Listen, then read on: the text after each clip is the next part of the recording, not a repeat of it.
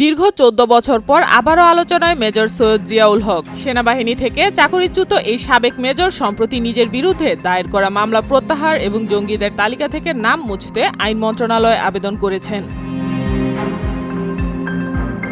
৩টি মামলায় ফাঁসির দণ্ডপ্রাপ্ত এবং ৭টি মামলার আসামি হিসেবে তার নাম জঙ্গিদের তালিকায় অন্তর্ভুক্ত। তবে তিনি দাবি করেছেন, শেখ হাসিনা সরকারের আমলে রাজনৈতিক উদ্দেশ্যে তাকে ফাঁসানো হয়েছে। পা চাটলে সঙ্গী, না চাটলে জঙ্গি, এই স্লোগানে তিনি তুলে ধরেছেন যে বিরোধী হিসেবে তাকে ষড়যন্ত্রমূলকভাবে জঙ্গি নাটকে ফাঁসানো হয়েছে।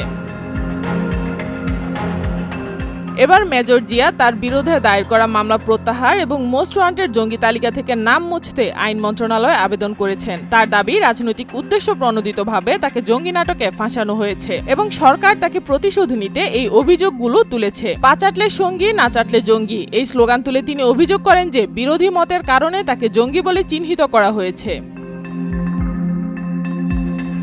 মেজর জিয়ার দাবি, ফ্যাসিবাদ ও ভারত বিরোধী হওয়ায় শেখ হাসিনা সরকারের প্রতি তার বিরোধিতা তাকে এই বিপদের মধ্যে ফেলেছে। তিনি আরো বলেন, লোকজনকে বাধ্য করে চার্জশিটে আমার নাম যুক্ত করা হয়েছে। তার আইনজীবী ব্যারিস্টার এম সারোয়ার হোসেন জানান, ২০১১ সাল থেকে বিদেশে অবস্থান করছেন মেজর জিয়া, তবে কোন দেশে আছেন তা প্রকাশ করা হয়নি। প্রসঙ্গত, মেজর জিয়া একটি মারাত্মক হত্যাকাণ্ডের মামলায় ফাঁসির দণ্ড পেয়েছেন। জুলহাজ ও তনয় হত্যা মামলায় তার নাম উঠে আসে এবং সে সময় তাকে ধরতে ২০ লাখ টাকা পুরস্কার ঘোষণা করা হয়। তবে মেজর জিয়া দাবি করেন, তিনি রাজনৈতিক উদ্দেশ্যেই জঙ্গি হিসেবে চিহ্নিত হয়েছেন।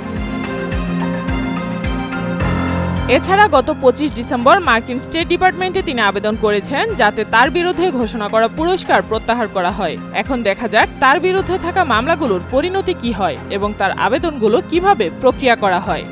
সাইমা আক্তার, নয়াদিগন্ত।